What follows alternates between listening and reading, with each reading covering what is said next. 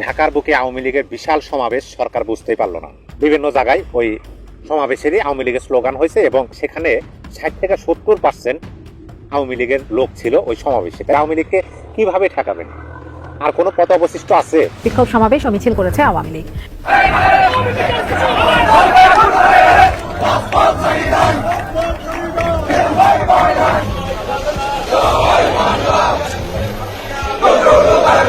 আমাদের অন্তর্বর্তীকালীন সরকারের প্রধান উপদেষ্টা প্রফেসর ডক্টর মোহাম্মদ ইউনূস উনি কি প্রকৃতপক্ষে বাংলাদেশ বিক্রি করে দিচ্ছেন?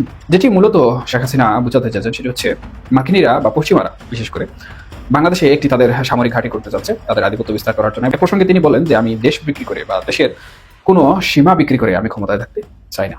এনসিপি নেতা হাসনাত আব্দুল্লাহ প্রধান উপদেষ্টা প্রফেসর ইউনূসকে রীতিমতো হুমকি দিলেন। কি হুমকি দিলেন হাসনাত আব্দুল্লাহ? হঠাৎ করে প্রফেসর ইউনূসকে হুমকি দিলেন কেন? প্রফেসর ইউনূস কি এমন করলেন? আওয়ামী লীগের পক্ষে কি কোনো কর্মকাণ্ড করলেন? ডক্টর মোহাম্মদ ইউনূসকে নিয়ে আজকে সার্জিস যে ঘটনা ঘটিয়েছে সেই ডক্টর মোহাম্মদ ইউনূসকেই বলছে যে doctor Mohammad Yunus red line cross করছেন। তেমন কি ডক্টর মোহাম্মদ ইউনূসকে তোমরা দৌড়ে নামাই দিবা? অন্তর্বর্তী সরকারের প্রধান উপদেষ্টা ডক্টর মোহাম্মদ ইউনূস একটা রেড লাইন ক্রস করেছেন। জাতীয় নাগরিক পার্টি এনসিপির উত্তরাঞ্চলের মুখ্য সংগঠক সার্জিস আলম সোমবার নিজের ভেরিফাইড ফেসবুক আইডিতে এই লেখাটি পোস্ট করেন। আসসালামু আলাইকুম এভরিওয়ান, কি অবস্থা সবার? আশা করছি সবাই ভালো এবং সুস্থ আছেন। প্রতিদিনের মতো আমি ফারুকি ইউটিউব চ্যানেলের পক্ষ থেকে সোয়াইব আপনাদের সাথে আছি। আপনারা ইতিমধ্যে ভিডিওর কিছু টাইটেল এবং থাম্বনেল এবং কিছু অংশবিশেষ দেখে জানতে পেরে গিয়েছেন ভিডিওটা কতটুকু গুরুত্বপূর্ণ হতে যাচ্ছে। আপনারা সম্পূর্ণ পুরো ভিডিওটি দেখলে বুঝতে পারবেন ভিডিওটা আরও কতটা তথ্যবহুল এবং গুরুত্বপূর্ণ। সো আশা করবো এক মুহূর্ত না টেলে সম্পূর্ণ পুরো ভিডিওটি আপনারা দেখবেন। সম্পূর্ণ ভিডিওটি শুরু করার আগে আপনাদের কাছে একটা অনুরোধ জানিয়ে রাখতে চাই, যারা আমাদের এই ইউটিউব চ্যানেলে এখনও নতুন তারা অবশ্যই সাবস্ক্রাইব করে একটা লাইক দিয়ে পাশে থাকবেন। সো চলুন শুরু করি, লেটস বিগিন।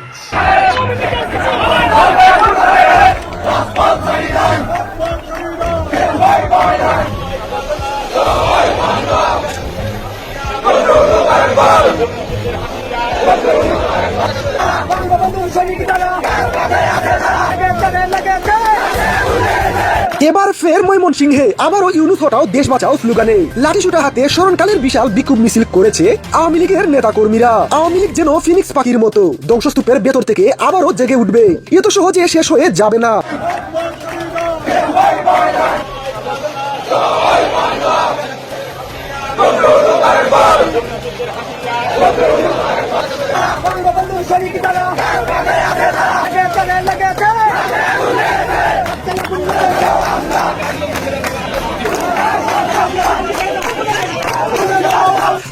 লেগেছে রক্তে আগুন লেগেছে, কেবলের মুজিব নাই মুজিব সারা বাংলায়, শেখ হাসিনা আসবে বাংলাদেশ আসবে, এমন স্লোগানে কাঁপলো ময়মনসিংহের রাজপথ।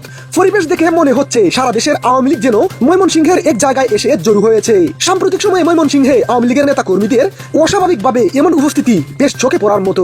আমাদের অন্তর্বর্তীকালীন সরকারের প্রধান উপদেষ্টা প্রফেসর ডক্টর মোহাম্মদ ইউনূস উনি কি প্রকৃতপক্ষে বাংলাদেশ বিক্রি করে দিচ্ছেন, নাকি ওনার অন্য কোনো পরিকল্পনা রয়েছে বাংলাদেশকে ঘিরে? এই প্রশ্নটি যেমন সামাজিক যোগাযোগ মাধ্যমে বেশ ঢালাওভাবে প্রচারিত হচ্ছে বিগত দিন থেকে, ঠিক একইভাবে আরেকটি জিনিস সামাজিক যোগাযোগ মাধ্যমে প্রচারিত হচ্ছে এবং সেটি হচ্ছে পরবর্তী টার্গেট কি তাহলে বাংলাদেশের বহুল আলোচিত সেন্ট মার্টিন।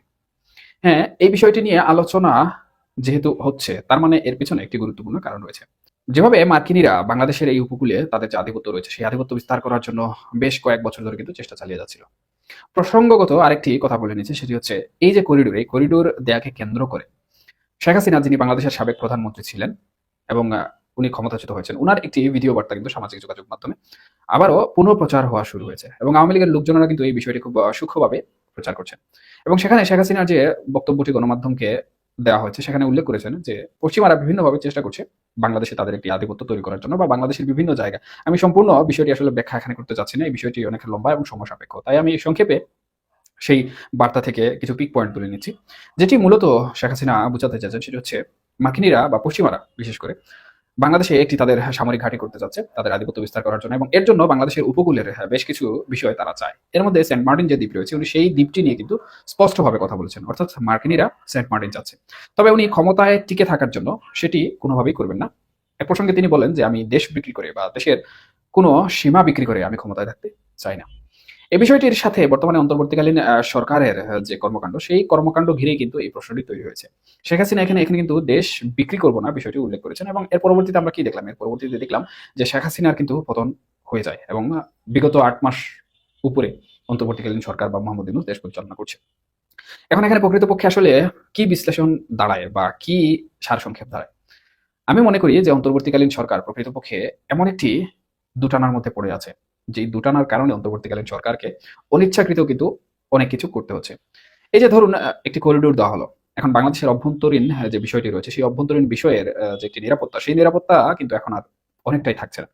এখানে মার্কিন সেনারা মিয়ানমারে যাবে, মিয়ানমারের সাহায্য সহযোগিতা করবে, সামরিক থেকে শুরু করে বিভিন্ন বিষয়ে তারা বাংলাদেশের ভূখণ্ড ব্যবহার করবে, এবং তাদের থাকার যে ব্যবস্থা, তাদের থাকার ব্যবস্থাটি এখন পর্যন্ত কিন্তু কোথায় থাকবে, কোন অবস্থায় থাকবে? কারণ একটি দেশে সাহায্য সহযোগিতা চালাতে হলে, মানবিক উপায়ে হোক, সাহায্য সহযোগিতা চালাতে হলে একটি সামরিক বাহিনী প্রত্যেক দিন বা প্রত্যেক মুহূর্তে কিন্তু আমেরিকা থেকে সুদূর যুদ্ধ বিমান নিয়ে আসতে পারবে না, সামরিক ভর নিয়ে প্রতিদিন আসতে পারবে না। সুতরাং তাদের একটি বেস কিন্তু বাংলাদেশের কোনো একটি উপকূলে প্রয়োজন, সেটা চট্টগ্রাম হোক, সেটা সেন্ট মার্টিন হোক, অথবা অন্য কোনো জায়গায় হোক। যদিও চট্টগ্রামে এরকম কোনো পরিবেশ নেই, বা বাংলাদেশের উপকূলে এরকম কোনো পরিবেশ নেই যেখানে আসলে মার্কিনিরা তাদেরকে বেস বানাতে পারে কিংবা ক্যাম্প করতে পারে, যেখান থেকে তারা মিয়ানমারকে সাহায্য সহযোগিতা করবে। সুতরাং তাদের এখানে উৎকৃষ্ট যে প্রস্তাব প্রথমে ছিল, সেই প্রস্তাবটি হচ্ছে সেন্ট মার্টিন। মূলত এই বিষয়গুলোর জন্য কিন্তু সামাজিক যোগাযোগ মাধ্যমে বর্তমানে বেশ ঢালাওভাবে এই প্রশ্নগুলো ওঠা শুরু হয়েছে। এখন অন্তর্বর্তীকালীন সরকারের প্রধান উপদেষ্টা আল জাজিরাতে যে বক্তব্য দিয়েছে যে বাংলাদেশের জনগণ অন্তর্বর্তীকালীন সরকারকে পছন্দ করছে, প্রকৃতপক্ষে কতটুকু পছন্দ করছে এটা সাধারণ জনগণ ভালোই জানে, এবং সাধারণ জনগণ ভালো বলতে পারবে। যেহেতু উনি বলেছেন, তাহলে কি উনার ক্ষমতায় টিকে থাকার যে প্রবণতা, বা বাংলাদেশের ইতিহাসে ক্ষমতা ধরে রাখার যে একটি প্রবণতা আমরা দেখেছি অতীত থেকে বর্তমান পর্যন্ত, সেই ধারাবাহিকতায় কি আমাদের অন্তর্বর্তীকালীন সরকারের প্রধান উপদেষ্টা এগিয়ে যাচ্ছেন কিনা, অথবা উনার ক্ষমতায় টিকে থাকার জন্য কিংবা পরবর্তীতে উনি আবার বাংলাদেশের ক্ষমতায় ফিরে আসার জন্য এই সকল বিষয়বস্তু করছেন কিনা? এনসিপি নেতা হাসনাত আব্দুল্লাহ প্রধান উপদেষ্টা প্রফেসর ইউনুসকে রীতিমতো হুমকি দিলেন, এবং ডক্টর ইউনুস এই কাজ করলে তিনিও জনরোষে পড়বেন এরকম ইঙ্গিত দিলেন। কি হুমকি দিলেন হাসনাত আব্দুল্লাহ? হঠাৎ করে প্রফেসর ইউনুসকে হুমকি দিলেন কেন? প্রফেসর ইউনুস কি এমন করলেন? আওয়ামী লীগের পক্ষে কি কোনো কর্মকাণ্ড করলেন?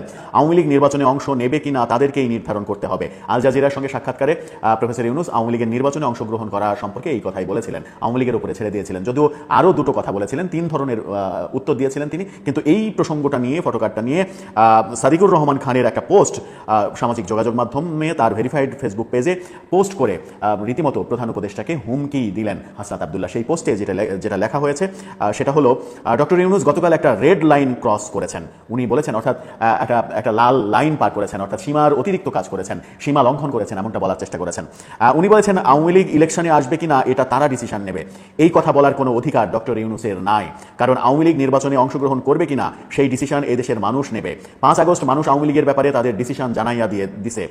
তারপরেও যদি আরও প্রয়োজন হয় গণভোট হোক, গণভোটে মানুষ বলুক আওয়ামী লীগ নিষিদ্ধ হওয়া উচিত কিনা, বাট কোনোভাবেই আওয়ামী লীগকে এই ডিসিশন নেওয়ার অধিকার দেওয়া যাবে না। ডক্টর ইউনুসকে মনে রাখতে হবে, তাকে আমেরিকা বা ইউরোপের এজেন্সি ক্ষমতায় বসায়নি, ক্ষমতায় বসাইছে এই দেশের মানুষ। তাকে এই দেশের মানুষের কথা মতোই দেশ চালাতে হবে, আমেরিকা বা ইউরোপের কথা মতো নয়। আওয়ামী লীগ কোনো রাজনৈতিক দল না, এটা একটা সন্ত্রাসী সংগঠন। আওয়ামী লীগের ফিরে আসার ব্যাপারে যে বা যারা হেল্প করতে চাইবে তারাই জুলাই গাদ্দার হিসেবে পরিচিত হবে। ইউনুস নিজেও যদি আওয়ামী লীগের পক্ষে কথা বলে, ইউনুসের বিরুদ্ধে দাঁড়াতে আমরা 1 সেকেন্ডও সময় নেব না। রীতিমতো শাসিয়েছেন, রীতিমতো হুমকি দিয়েছেন, এবং ডক্টর ইউনুসকে গাদ্দার হিসেবেও উপস্থাপন করতে এতটুকু কুণ্ঠাবোধ করেননি। এই হুমকির ফলে ডক্টর ইউনুসকে তার আবার ওই কথাটাকে চেঞ্জ করবেন? আল জাজিরাতে সাক্ষাৎকারে যে কথা বলেছেন সেই কথা কি চেঞ্জ করে ফেলবেন? সেই কথা চেঞ্জ করার কি কোনো উপায় রয়েছে? নাকি সরকারের সঙ্গে এনসিপির দূরত্ব বাড়তে শুরু করবে এই ধরনের পাল্টাপাল্টি অবস্থানের কারণে? সেটাই আমরা সামনে দেখব। তবে হাসনাত আব্দুল্লাহর এই পোস্ট প্রধান উপদেষ্টার পদকে হুমকির মুখে ফেলেছে বলেও অনেকে মনে করেন। আর এই পোস্ট, এই ধরনের বাক্য ব্যবহার, যদিও অন্যের পোস্ট তিনি শেয়ার দিয়েছেন, অন্যের পোস্ট শেয়ার দিয়েছেন মানে ওই লেখাটা তিনি সমর্থন করেন, এটা তারই লেখা, এইভাবেই তো তিনি শেয়ার দিয়েছেন, সুতরাং এটা তারই কথা, এটাই ধরে নেওয়া যায়। যে ভাষা ব্যবহার করা হয়েছে, যে অধ্যত্বপূর্ণ ভাষা ব্যবহার করেছেন, ন্যূনতম সম্মান বোধ না রেখে প্রধান উপদেষ্টার সম্মান হানি করার এক ধরনের চেষ্টা করেছেন, সেই চেষ্টাটা সামনে কত দূর গিয়ে ঠেকে, পানি কোথায় গিয়ে গড়ায়, সেটাই আমরা দেখব। দর্শক, ঢাকার বুকে আওয়ামী লীগের বিশাল সমাবেশ সরকার বুঝতেই পারলো না। 2 দিন আগে যে সুন্নিদের একটা বিশাল সমাবেশ হলো, অর্থাৎ এই এনায়েতপুরে আব্বাসী হুজুর যেখানে যে সমাবেশটা করলেন, উপস্থিত ছিলেন, সেই সমাবেশে লক্ষ লক্ষ মানুষ হচ্ছিল, প্রায় 6 থেকে 7 লক্ষ মানুষ ছিল, বিশাল সমাগম। তারপরও কিন্তু ওখান থেকে অভিযোগ করা হয়েছে সরকারের পক্ষ থেকে বিভিন্নভাবে নাকি বাধা দেওয়া হয়েছে। যদি বাধা দেওয়া না হতো তাহলে আরও নাকি যে পরিমাণ লোক হয়েছে সেই পরিমাণ লোক হওয়ার সম্ভাবনা ছিল। তাহলে যে পরিমাণ লোক হয়েছে সেই পরিমাণ লোকেরই একটা আনুমানিক হিসাব হয়েছে যে 6 থেকে 7 লক্ষ লোক সেখানে উপস্থিত হয়েছিল।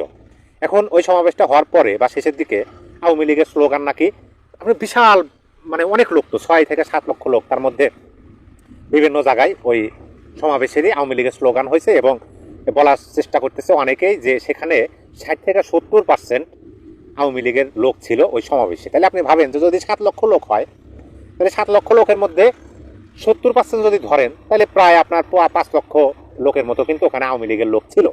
তাহলে অর্ধেকেরও বেশি কিন্তু আওয়ামী লীগের লোক ওই সমাবেশে ছিল।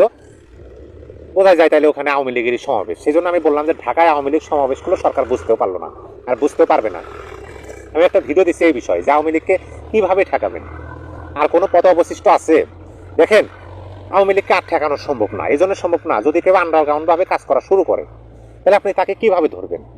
আপনি একটা রাজনৈতিক সংগঠনকে নিষিদ্ধ করলেন, সেই রাজনৈতিক সংগঠনের যারা সদস্য নিষিদ্ধ, যেমন ছাত্রলীগ, আওয়ামী লীগের ছাত্র সংগঠন ছাত্রলীগকে এই সরকার নিষিদ্ধ করছে 2024 সালের 23শে আগস্ট, রোজ বুধবার।